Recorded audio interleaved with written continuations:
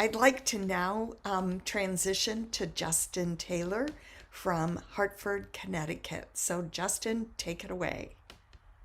All right. Good afternoon, everyone. I'm grateful to be part of this panel and this discussion on how to use video in service of professional learning. I'm currently an assistant principal at Hartford Public High School. It's the largest high school in our district, and in fact, the second oldest public school in the country. But previous to this, I was the Assistant Director of Educational Initiatives and Innovation for the Hartford Public Schools. And much of what I will present to you all today is the work that I did in that capacity. So just a little bit about our district before I dive into the substance of my presentation. We are a district of just about 17,000 students, just a little over that. We have 39 total schools. 18 of those schools are magnet schools. The vast majority of our students come from Hartford, but we also have a significant number of students who come from out of the district. The majority of our students, about 55% of them, are Latino. We have 29% of our students are African American, 8% are Caucasian, and then 5% are Asian. The overwhelming majority of our students qualify for free or reduced price lunch. And here at Hartford Public High School, where I'm an assistant principal, 100% of our students qualify. So we are certainly a district that has a lot of needs. We're also incredibly diverse, racially, ethnically, less so socioeconomically, but a lot of diversity. Upwards of 30 languages are spoken across our city and within our schools.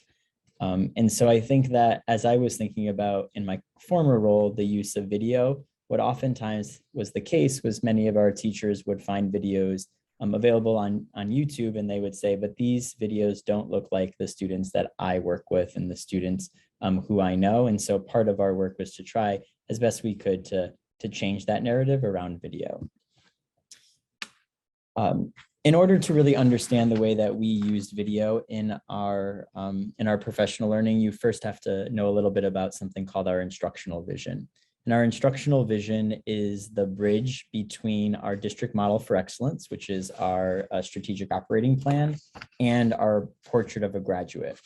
The instructional vision really defines what high quality teaching and learning looks like for all teachers pre-K through 12 across our district.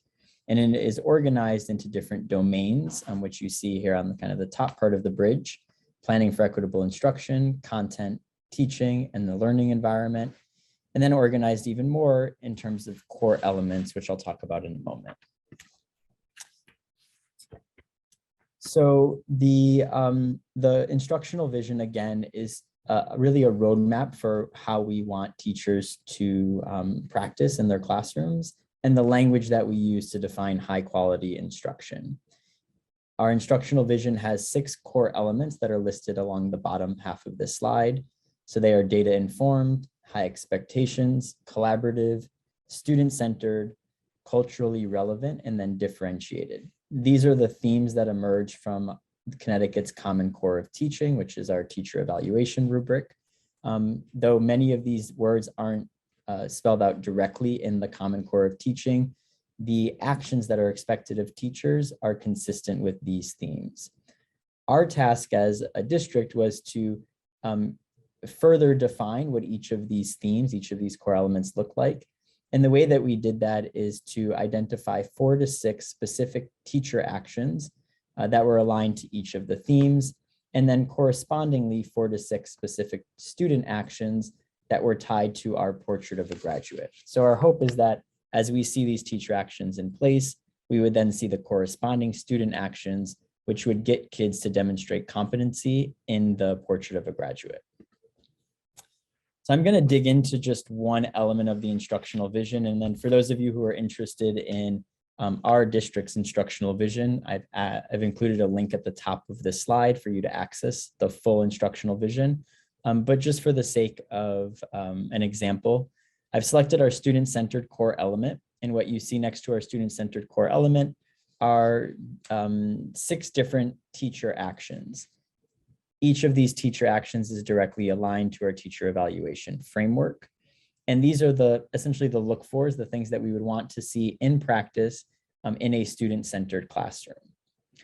What we asked our instructional coaches to do, and we have 32 of them across the district, is we asked them to go into classrooms where they had coaching cycles already established and had developed relationships with a teacher, and for them to begin looking for these actions and the actions of the other domains in the instructional vision in practice across grade levels and across disciplines. And what we wanted them to do was we asked them to capture video footage using Edthena of each of these different teacher actions as it was playing out in the classroom. We started our video capturing exercise about a year and a half ago, just kind of at the time when we were moving into COVID and having to go remote. So some of our videos are in-person videos, some of our videos are remote and on Google Meet. But what we had asked our instructional coaches to do was just to capture a lot of raw footage of classroom practice of those with whom they had established coaching cycles and who were amenable to having their classroom recorded. After that video was captured and all of the raw footage was gathered, we then asked coaches to go through and to find 3 to 5 minute slices of video that really captured an example of a specific teacher action aligned to our instructional vision. So for example, I'm showing you here a student-centered teacher action related to providing tools and opportunities for students to reflect, revise, and work through tasks with the support of rubrics, model examples, etc. So that's the language in our instructional vision. That's one of the 6 teacher actions of a student-centered classroom.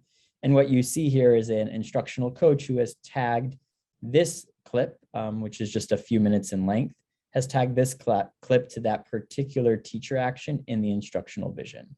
They've then provided a brief description of the way in which this teacher, Mr. Clemens, has exemplified this teacher action in his practice in the clip.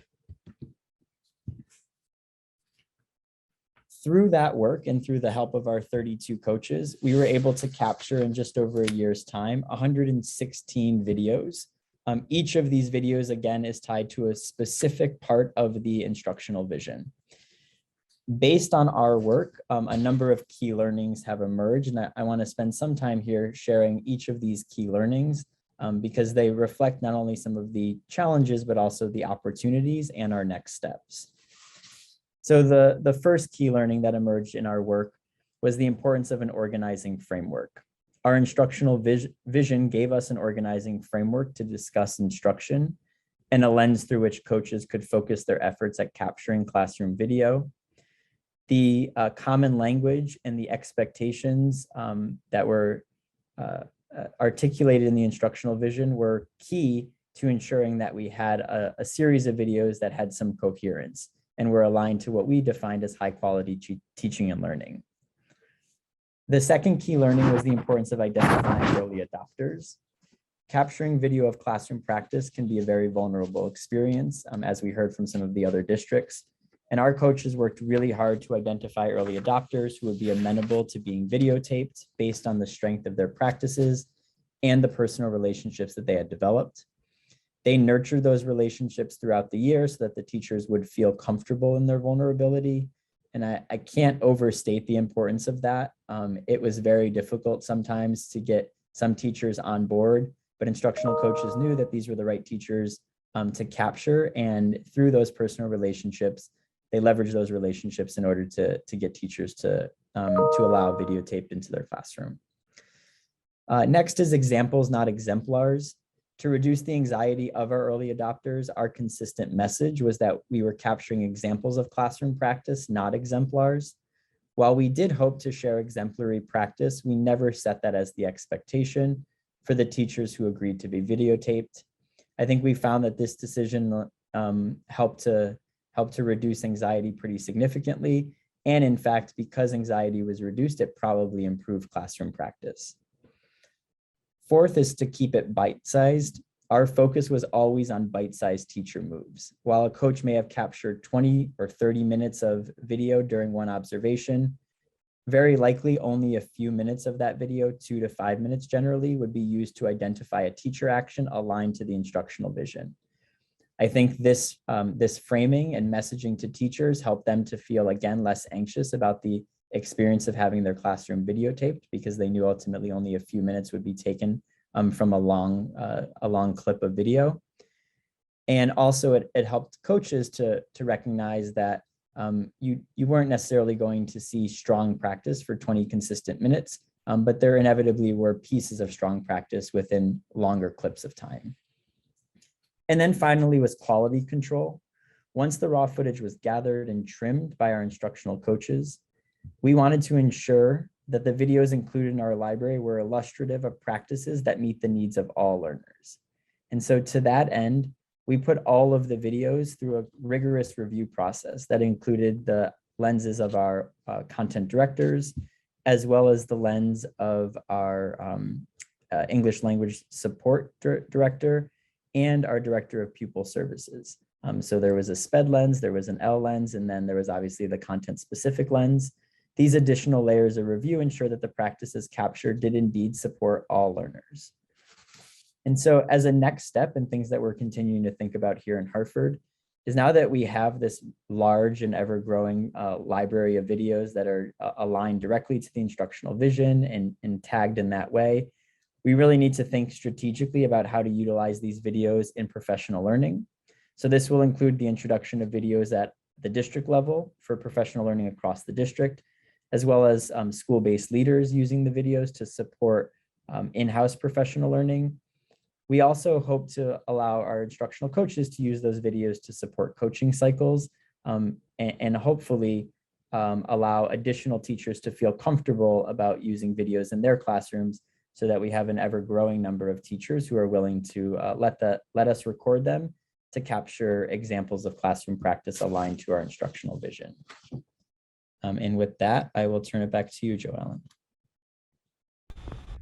Thank you, Justin. What another wonderful example of what video-powered professional learning gives us an opportunity to do, to be able to model and to have exemplars available for all teachers to access